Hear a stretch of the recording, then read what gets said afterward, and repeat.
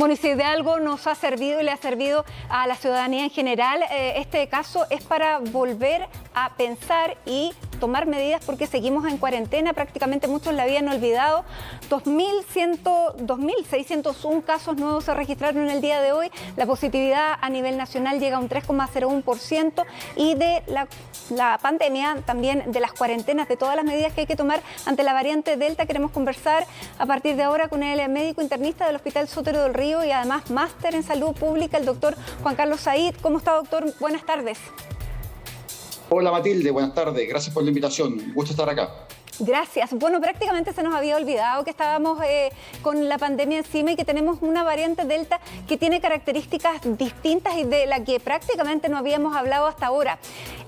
¿Por qué es relevante que una persona como Gabriel Boric, que tuvo muchísimos contactos, se determine si su variante es Delta o no?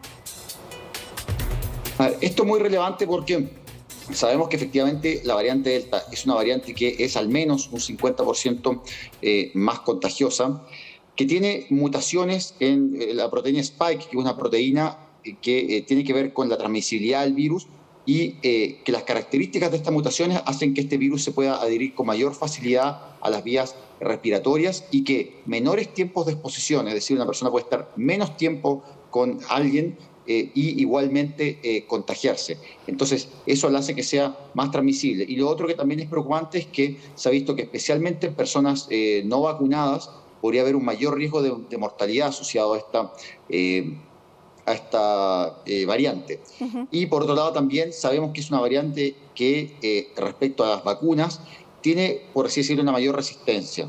Si bien la capacidad de prevenir mortalidad y hospitalización por parte de las vacunas sigue siendo similar para la variante Delta que para las variantes previas, es un poco mayor el riesgo de contagio a pesar de estar vacunado al estar expuesto a la variante Delta que a las variantes que previamente circulantes. Entonces estamos ante una variante que es más contagiosa, que tiene un mayor riesgo de mortalidad en no vacunados y que requiere un menor tiempo de exposición y una menor cantidad del virus para poder contagiarse. Entonces, evidentemente, estos son hechos que desde el punto de vista de salud pública son muy relevantes. Ahora, igual, si una persona estuvo con mascarilla, una persona que estaba contagiada y estuvo con mascarilla con otras personas, igualmente esas personas tienen que tener o están expuestas a un riesgo mayor a que si fuera una variante, la variante original, que ya prácticamente parece que no circula. Sí, o sea, de hecho, en los criterios de aislamiento, en el caso o sea, se considera contacto a alguien que estuvo más de 15 minutos en un contacto estrecho con esta persona, independiente de que haya usado la mascarilla, en el caso de la variante Delta, dado que esta variante tiene mayor transmisibilidad.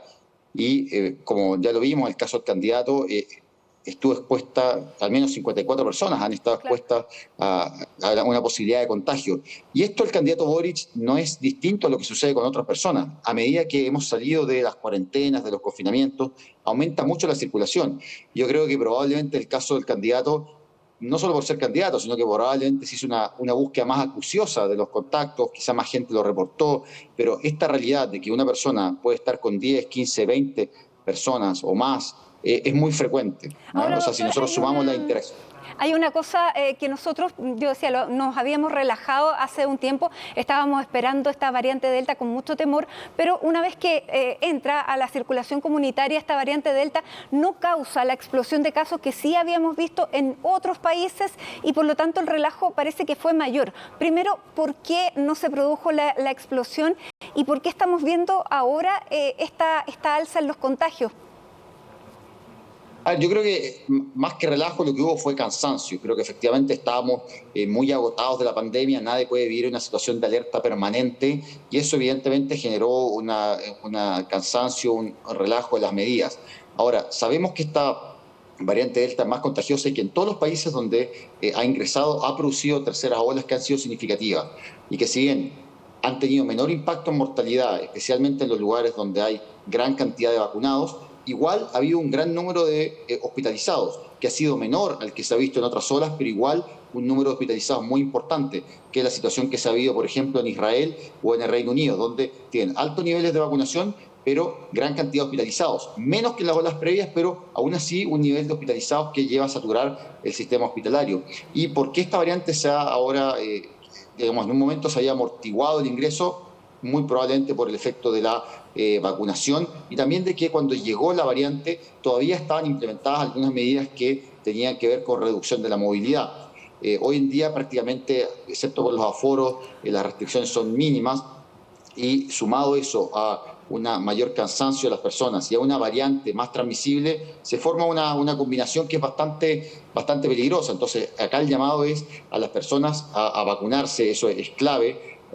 Uno no se puede considerar que está efectivamente inmunizado si no ha recibido la tercera dosis, siendo que si es que le corresponde por su periodo de vacunación. Y del mismo modo es importante insistir en la vacunación en los niños, que es una forma muy importante de cortar la circulación del virus en la comunidad, y hacer un llamado muy especial a las personas que no se han vacunado, que aún hay personas que no han recibido ninguna dosis, personas de distintas edades que por diversos motivos, a veces desconfianza, temor, no se han vacunado. Ellas son, de todas formas, el principal foco, el principal esfuerzo que tiene que poner la autoridad en vacunar a esas personas que sin duda están hoy en día expuestas a un mayor riesgo, ya no solo de contagiarse, sino también de fallecer producto de este virus que es efectivamente ha demostrado tener una mayor letalidad en personas no vacunadas. Bueno, y además hace que el virus siga circulando, no se produce el corte mientras más personas haya sin vacunar.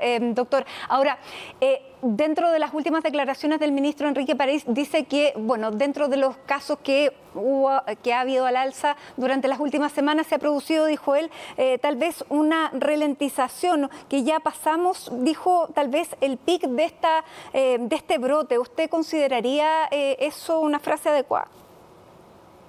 A ver, creo que los casos siguen al alza, ya hemos visto hoy 2.600 casos, una cifra muy importante.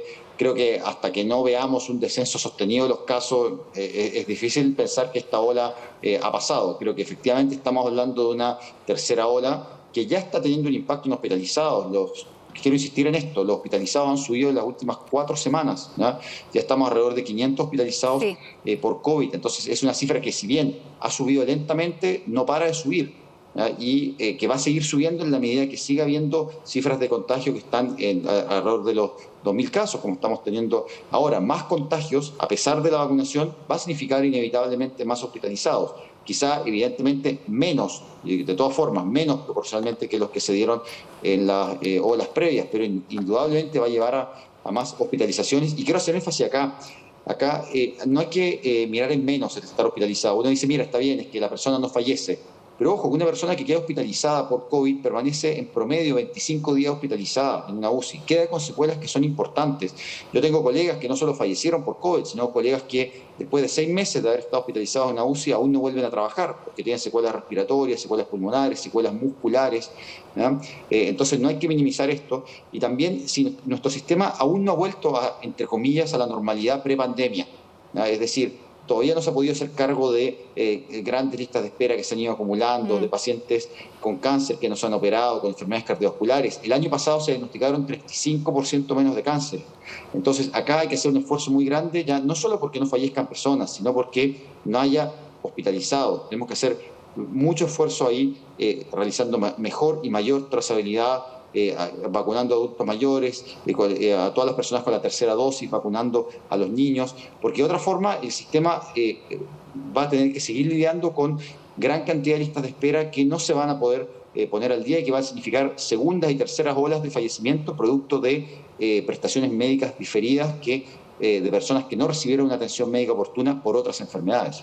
Ahora, doctor, considerando que la variante Delta es la que tiene más bien Gabriel Boric, y también considerando que probablemente es la variante que está circulando masivamente aquí en Chile, ¿de qué sirve, por ejemplo, en el caso de Gabriel Boric, que hoy la Seremía aumente los 54 casos de contactos estrechos y que se amplíe ese rango a más personas cuando ya han pasado por lo menos 5 o 7 días del, digamos, primer eventual contagio que produjo el caso de Gabriel Boric? A ver, siempre es mejor ampliar ese rango. O sea, si hay una sospecha, ante la duda hay un principio prudencial de que si una persona puede estar expuesta a una variante más contagiosa, ampliar eso. Ahora, ampliar las personas que se aíslan. Ahora, cuanto antes se haga, mejor. Ahora, desgraciadamente, en el caso de Delta, la secuenciación no se hace de inmediato, o sea, con todas las secuenciaciones, a una persona se diagnostica, eso va al ISP, se secuencia y eso no está en el mismo día, o sea, demora un par de días.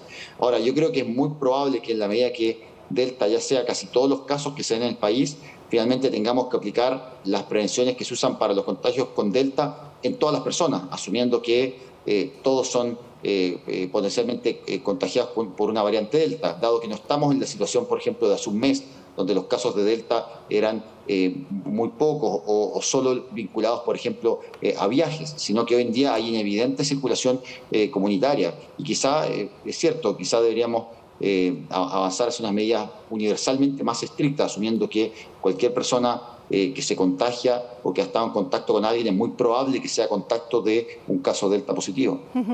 Muy bien, doctor, le queremos agradecer este contacto con CNN Chile y, bueno, junto a usted recordar que la vacuna y la mascarilla en este escenario es lo esencial para prevenir contagios y para cortar la cadena finalmente de este virus, ¿no es así? Y ventilar, ojo, estar en espacios cerrados, eso no ayuda. Ventanas abiertas o preferir los espacios al aire libre para realizar cualquier tipo de reunión o actividad. Muy bien.